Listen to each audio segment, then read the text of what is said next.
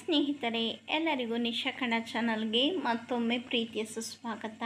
ಇವತ್ತಿನ ವಿಡಿಯೋದಲ್ಲಿ ಸಂವಿಧಾನ ದಿವಸ ಬಗ್ಗೆ ಪುಟ್ಟ ಭಾಷಣ ಯಾವ ರೀತಿ ಹೇಳೋದು ಅಂತ ಈ ವಿಡಿಯೋದಲ್ಲಿ ತಿಳಿಸ್ಕೊಡ್ತಾ ಇದ್ದೀನಿ. ಈ ವಿಡಿಯೋ ನಿಮಗೆ ಇಷ್ಟವಾದರೆ ಲೈಕ್ ಮಾಡಿ, ಶೇರ್ ಮಾಡಿ. ನನ್ನ ಚಾನಲ್ನ ಇನ್ನೂ ಸಬ್ಸ್ಕ್ರೈಬ್ ಆಗಿಲ್ಲದಿದ್ದರೆ ಈಗಲೇ ಹೋಗಿ ಸಬ್ಸ್ಕ್ರೈಬ್ ಆಗಿ, ಪಕ್ಕದಲ್ಲಿ ಕಾಣೋ ಬೆಲ್ ಬಟನ್ನ ಟಚ್ ಮಾಡಿ.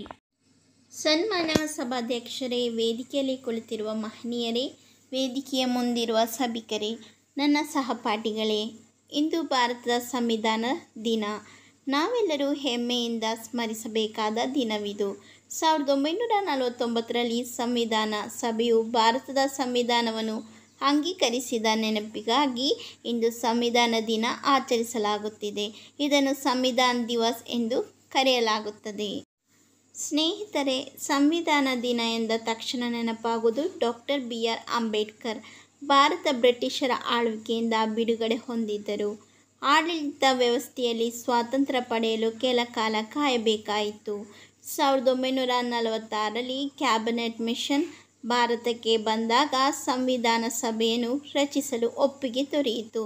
ಅದರಂತೆ ಪ್ರಾದೇಶಿಕ ವಿಧಾನಸಭೆಗಳಿಗೆ ಚುನಾವಣೆ ನಡೆದು 389 ಸದಸ್ಯರು ಚುನಾಯಿತರಾದರು. ಇದರಲ್ಲಿ ರಾಜ ಮಹಾರಾಜರ ಆಳ್ವಿಕೆಯ 93 ಸದಸ್ಯರು ಸೇರಿದ್ದರು. ಇದರ ಮೊದಲ ಸಭೆ 1946 ಡಿಸೆಂಬರ್ 9ರಂದು ಹೊಸ ದಿಲ್ಲಿಯಲ್ಲಿ ನಡೆಯಿತು. ಈ ಸಂವಿಧಾನ ರಚನಾ ಸಮಿತಿಯ ಅಧ್ಯಕ್ಷರಾಗಿ ಡಾಕ್ಟರ್ ಅಂಬೇಡ್ಕರ್ ಇದ್ದರು. ಸಂವಿಧಾನ ಸಭೆಗೆ ರಾಜೇಂದ್ರ ಪ್ರಸಾದರು ಅಧ್ಯಕ್ಷರಾಗಿದ್ದರು. ನಮ್ಮ ಸಂವಿಧಾನವು ಹಲವು ದೇಶಗಳ ಸಂವಿಧಾನಗಳ ಉತ್ತಮ ಅಂಶಗಳಿಂದ ರೂಪಿತವಾಗಿದೆ ಎನ್ನುವುದನ್ನು ನೆನಪಿನಲ್ಲಿಟ್ಟುಕೊಳ್ಳಬಹುದು. ಸ್ವಾತಂತ್ರ್ಯ, ಸಮಾನತೆ ಹಾಗೂ ಭ್ರಾತೃತ್ವದ ಪರಿಕಲ್ಪನೆಗಳನ್ನು ಫ್ರಾನ್ಸ್ ಸಂವಿಧಾನದಿಂದ ಪಡೆಯಲಾಗಿದೆ.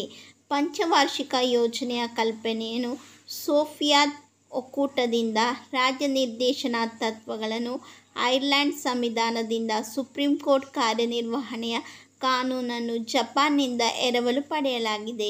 ಹೀಗೆ ಹಲವು ದೇಶಗಳ ಸಂವಿಧಾನಗಳನ್ನು ಅಳವಡಿಸಿಕೊಂಡು ಉತ್ತಮವಾದ ಉದ್ದವಾದ ಸಂವಿಧಾನವಾಗಿದೆ. ಸ್ನೇಹಿತರೆ, ನಮ್ಮ ಸಂವಿಧಾನವನ್ನು ಟೈಪ್ ಮಾಡಿಲ್ಲ, ಮುದ್ರಿಸಲಾಗಲಿಲ್ಲ. ಅದನ್ನು ಇಂಗ್ಲಿಷ್ ಮತ್ತು ಹಿಂದಿ ಭಾಷೆಯಲ್ಲಿ ಕೈಯಲ್ಲಿ ಬರೆಯಲಾಗಿದೆ. ಮೂಲ ಪ್ರತಿಗಳನ್ನು ಹೀಲಿಯಂ ಕವಚವನ್ನು ಸಂರಕ್ಷಿಸಲಾಗಿದೆ.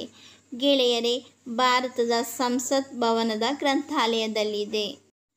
ಸಹಪಾಠಿಗಳೇ, ಸಂವಿಧಾನ ಎಂದಾಗ ಸಂವಿಧಾನವು ನಮಗೆ ನೀಡಿರುವ ಕೆಲವು ಮೂಲ ತತ್ವಗಳು, ಹಕ್ಕುಗಳ ಕುರಿತು ತಿಳಿದುಕೊಳ್ಳುವುದು ಅತ್ಯಂತ ಅಗತ್ಯವಾಗಿದೆ.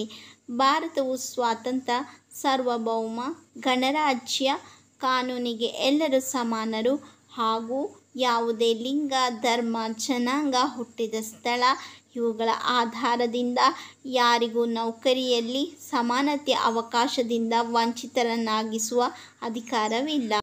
ಶೋಷಣೆಯ ವಿರುದ್ಧ ಹಕ್ಕು, ಧಾರ್ಮಿಕ ಸ್ವಾತಂತ್ರ್ಯದ ಹಕ್ಕು, ಶೈಕ್ಷಣಿಕ ಮತ್ತು ಸಾಂಸ್ಕೃತಿಕ ಹಕ್ಕು ಸೇರಿದಂತೆ ಹಲವು ಹಕ್ಕುಗಳನ್ನು ನಮ್ಮ ಸಂವಿಧಾನ ನೀಡಿದೆ. ಸಂವಿಧಾನದ ಪ್ರಕಾರ ನಾವೆಲ್ಲರೂ ಸಂವಿಧಾನ, ರಾಷ್ಟ್ರಧ್ವಜ ಮತ್ತು ರಾಷ್ಟ್ರಗೀತೆಯನ್ನು ಭಾರತೀಯರಾದವರು ಗೌರವಿಸಬೇಕಾದ್ದು ಆದ್ಯ ಕರ್ತವ್ಯವಾಗಿದೆ. ಸ್ವಾತಂತ್ರ್ಯ ಹೋರಾಟದ ಸಮಯದಲ್ಲಿ ಹಮ್ಮಿಕೊಂಡ ಆದರ್ಶ, ಧ್ಯೇಯಗಳನ್ನು ಮರೆಯದೆ ಗೌರವಿಸಬೇಕು. ಭಾರತದ ಸಾರ್ವಭೌಮತ್ವ, ಏಕತೆ ಮತ್ತು ಅಖಂಡತೆಯನ್ನು ಎತ್ತಿ ಹಿಡಿಯುವುದು ಹಾಗೂ ಅದರ ರಕ್ಷಣೆಗಾಗಿ ಸಿದ್ಧರಾಗಿರುವುದು, ಅವಶ್ಯಕತೆ ಬಂದರೆ ರಾಷ್ಟ್ರ ರಕ್ಷಣೆಗೆ ಹಾಗೂ ಸೇವೆಗೆ ಸಿದ್ಧರಾಗಿ ಸೇವೆ ಸಲ್ಲಿಸುವುದು.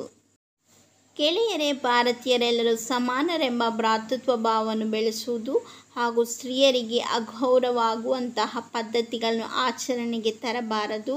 ವಿಭಿನ್ನ ಸಂಸ್ಕೃತಿಗಳನ್ನು ರಕ್ಷಿಸುವುದು ನಮ್ಮ ಕರ್ತವ್ಯವಾಗಿದೆ. ಪರಿಸರ, ವನ್ಯಜೀವಿ ರಕ್ಷಣೆಯು ನಮ್ಮೆಲ್ಲರ ಕರ್ತವ್ಯ. ಗೆಳೆಯರೇ, ಸಂವಿಧಾನದ ದಿನದಂದು ನಾವೆಲ್ಲರೂ ನಮ್ಮ ಸಂವಿಧಾನದ ಆಶಯಗಳಿಗೆ ತಕ್ಕಂತೆ ದೇಶದಲ್ಲಿ ಉತ್ತಮ ಪ್ರಜೆಗಳಾಗಿ ಬದುಕುವ ಕುರಿತು ಪಣ ತೊಡೋಣ.